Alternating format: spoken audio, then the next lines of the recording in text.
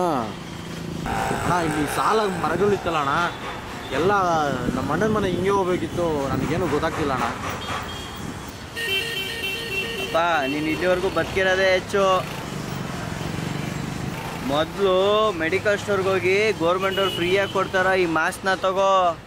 Airport ರೋಡ್ಗೆ steel floor ಮಾಡಬೇಕು ಅಂತ ಇರೋ ಬರೋ ಮರನೆಲ್ಲ ಕಡ್ದಾಕ್ಬಿಟ್ಟಾರೆ.